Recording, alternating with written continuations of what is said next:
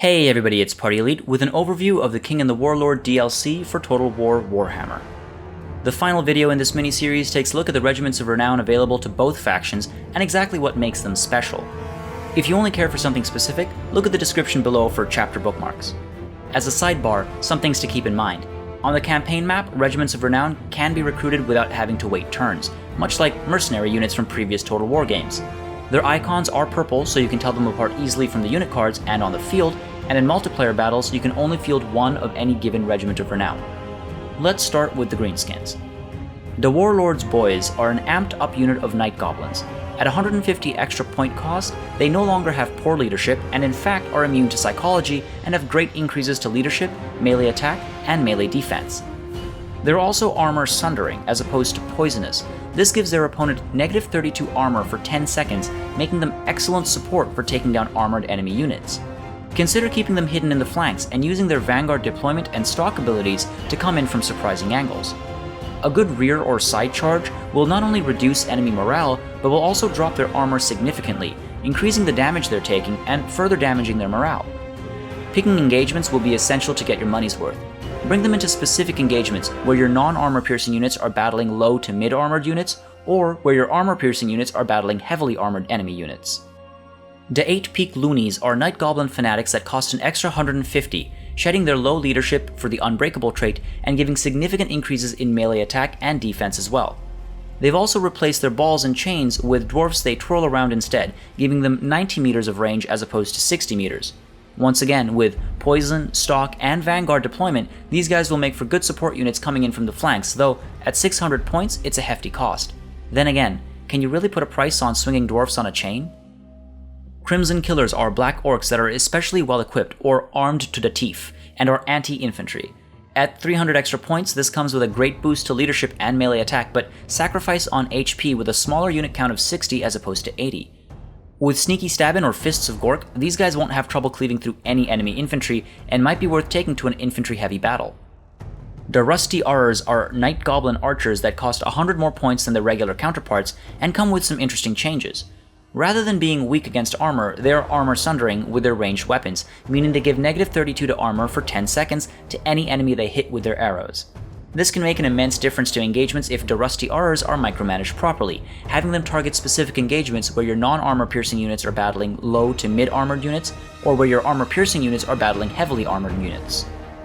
Moon-howlers are Goblin Wolf Riders costing 200 extra points for the ability to cause fear, with great upgrades to leadership, melee attack, and melee defense. At 200 extra points, they might seem too pricey for their worth, but fear can turn engagements quickly and gives them an extra advantage against stragglers, artillery, and ranged units. Remember, you can frighten and chase them off the field, you don't have to kill them. Later, they can be brought in with quick hit-and-run rear charges to bring in significant morale damage from rear hits and fear, quickly turning around to escape before they can get boxed in and slaughtered. Even with their upgrades to melee attack and defense, they aren't meant for prolonged combat, though the Fists of Gork, for example, can really help them along that way. Durkit's Squigs cost an extra 100 points for their scaly skin, giving them 25% missile resistance and a decent increase to their leadership, melee attack, and melee defense. Otherwise carrying the same abilities and stats as their regular counterpart, they seem like an obvious upgrade if you're up against an opponent likely to field ranged units. Broken Tusks Mob are Orc Boarboy Biggins that cost 200 more points and bring with them significantly more armor and better leadership, melee attack, and melee defense. The biggest difference, however, is their ability to encourage nearby troops. This can come in handy if you are late to respond to an enemy flanking maneuver. The leadership boost can counteract the penalty from the flank, and since Orc Boarboy Biggins are anti-large anyway, you can send these ones into the fray and show the rest of the mob how it's done. Mogrubb's Mangy Marauders are Goblin Wolf Archers that cost an extra 250 points. They bring armor-piercing ammunition and a solid increase to leadership, melee attack, and melee defense. They're also immune to psychology and make for a great support unit against armored enemy units. The poor melee stats mean they won't perform well if they get caught out, as can be expected, so make sure you use their speed to the advantage, keeping them out of trouble that will inevitably come their way. Deff Creepers are Forest Goblin Spider Rider Archers that cost an extra 200 points, are still worthless against armored opponents, but are now able to stalk and regenerate. They also have decent improvements to their leadership, melee attack, and melee defense. Once again, they will be most valuable if hidden at the start of the battle, only brought in to support melee engagements with their poisonous ranged fire. They will ideally be kept out of melee engagements, but in the unfortunate event that they get damaged, they can pull back and heal from a distance. They can get very close with the ability to stalk, so consider running them up and down the front lines on the enemy's side, firing into engagements from behind to support with poison. Consider using them alongside armor sundering units to double down on the negative effects, especially against high threat units like enemy lords or characters. Teef Robbers are a Goblin Wolf Chariot regiment that comes at an extra 150 point cost. With it, they bring Vanguard deployment and much better leadership, melee attack, and melee defense. The Vanguard deployment makes them interesting for use in causing early range damage, and they can also be brought in to run over enemy infantry here and there. Used early with significant micromanagement, they can make quite a difference before the lines meet. After that, they may as well be replaced for their cheaper counterparts. The Arachnarok Queen is an Arachnarok spider that costs a whopping 400 extra points, but comes with the great increase to leadership, melee attack, and melee defense, while also introducing an interesting new ability. Maternal Instinct summons a unit of spider hatchlings and can be used as long as the army isn't already full. These hatchlings are decent fighters. They're very fast, have great leadership, good armor, and cause poison damage, giving them the ability to provide support down the front lines or to help the queen disengage while her attackers are distracted by these gigantic spiders. Finally, we've got the Hammer of Gork, a goblin Gob-Lobber at 200 extra points. It comes with decent upgrades to leadership, melee attack, and melee defense, but most importantly is its added trait, the Great Green Wallop. Missile damage from this Gob-Lobber is not only armor piercing, but also blinding. Anybody hit by it suffers negative 34 melee defense, negative 36 melee attack, and negative 40% accuracy for 10 seconds. Targeting range units and artillery has clear advantages, and hitting particularly tough opponents just before lines meet will be extremely helpful as well. Enemy range units hit by the Great Green Wallop and targeted by the Night Shroud will have little chance to hit anything, and paired with Itchy Nuisance, even the most terrifying of enemy units can be reduced to nothing. If you're going to spend the extra points though, make sure these guys are well defended. Onwards to the Dwarfs. The Ekrund Miners are miners with blasting charges that cost an extra 200 points. They bring with them the Frenzy ability alongside decent upgrades to leadership, melee attack and defense, charge bonus, and ammunition. If used to kite before charging into melee, these guys can cause some severe damage with their blasting charges, though at their cost, they're competing against Longbeards as a potential selection. They will probably be the preferred pick when you're up against an enemy that is likely to field troops that regenerate given the fire damage that they cause. Warriors of Dragonfire Pass are dwarf warriors that cost an extra 250 points. With that cost increase come decent upgrades to leadership, melee attack and melee defense, flaming attacks, and anti-infantry capabilities. Once again, they will most likely be valuable when up against units vulnerable to fire, though their anti-infantry lean makes them a good addition to a flank, allowing you to quickly win it and then push inwards. They are capable fighters, almost on par with Longbeards, and give a dwarven army a slight lean towards anti-infantry, which can be helpful in specific situations. The Grumbling Guard are a Longbeard regiment that cost an extra 250 points, bringing a decent increase to leadership, melee attack, and melee defense. They also have a new ability that gives units within 45 meters a 30% increase to Vigor for 5 seconds. Vigor affects many unit stats, and this can make a huge difference to how an engagement turns out. This ability would be especially useful if you intend to Vanguard deploy some of your other troops and have them run into combat, potentially very tired. Dragonback Slayers are a regiment of Slayers that cost an extra 250 points, get a decent increase to their melee attack, and also get 20% physical resistance and charge defense against large. They also have the ability, Power of the Dragonback, giving them plus 20% flame resistance if in melee, while making opponents flammable for 10 seconds, giving them negative 25% flame resistance and negative 36% speed. The charge defense alone might make the extra 250 worthwhile, but the introduction of the Power of the Dragonback might bring some value to flame cannons and iron drakes and allow Slayers to be used outside of anti-large situations as well. Engaging the enemy temporarily with these Slayers, disengaging, opening fire with some form of fire-based weapon, rinse and repeat.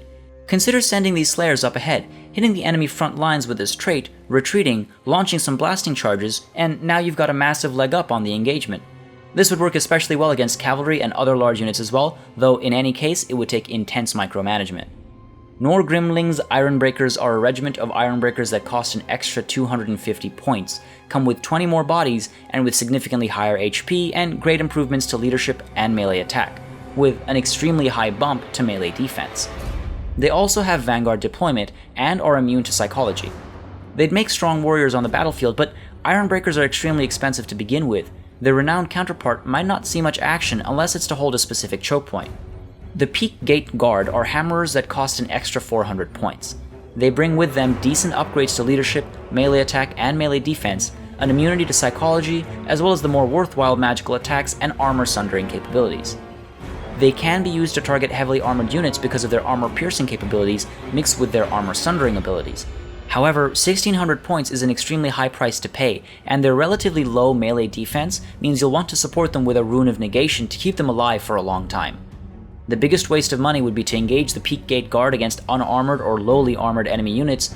Use them instead to thwart enemy advances and provide support where needed. Ulthar's Raiders are rangers with great weapons with an increased cost of 100 points. They are a little slower, but bring decent upgrades to leadership and melee attack with a middling upgrade to melee defense and a slight boost to charge bonus.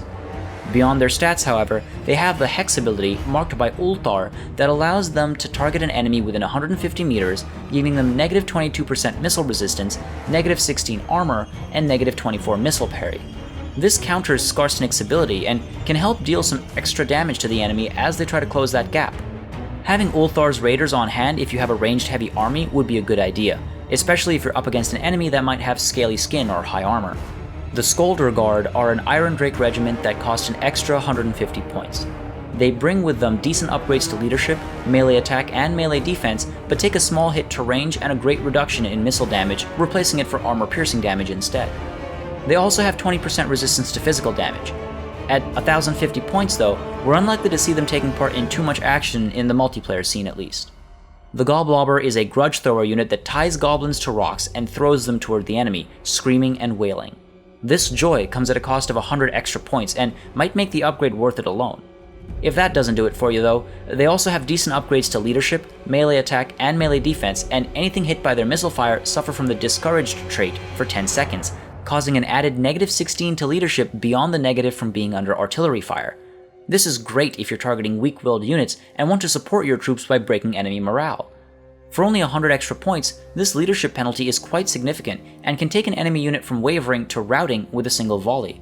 In fact, you should consider keeping them well away from the front so they can fire into melee engagements from a safe distance. In a worst case scenario, you might lose a few good dwarfs, but if your units are unbreakable and the enemy are not, a few lost dwarfs might result in a victory. And finally, the Skyhammer is a gyro bomber that costs an extra 200 points, bringing a decent upgrade to leadership and melee attack and a middling boost to melee defense. Most importantly, however, is the Skyhammer bomb. This gyro bomber drops 4 bombs at a time, with 20 bombs at its disposal. The wide spread means that it can hit multiple units, and it works especially well against clumps of enemy troops, breaking up their charges, reducing their overall efficiency, and quickly dropping their will to fight. However, if you expect the enemy to be spread out, use the regular gyro bomber instead. It only drops 1 bomb at a time, but it can perform 11 bombing attacks as opposed to just 5 that the Skyhammer can. And those are all the Regiments of Renown brought to us by the King and the Warlord. I hope this miniseries has been helpful, showcasing all the options that are available as a result of this DLC. I'll be very curious to see how people's approach to these two factions change as time goes on, and I'm excited to start the unique campaigns brought to us by the new content. Have you thought of anything that I've missed out on? What units are you most likely to use? Which do you see no value in? As before, consider this mini-series as an early recon mission, trying to get a fundamental understanding of what is available to us and our enemies. Let me know your thoughts in the comments below, and of course, make sure you subscribe to this channel for more Total War content. Thank you for watching, and good luck on the battlefield.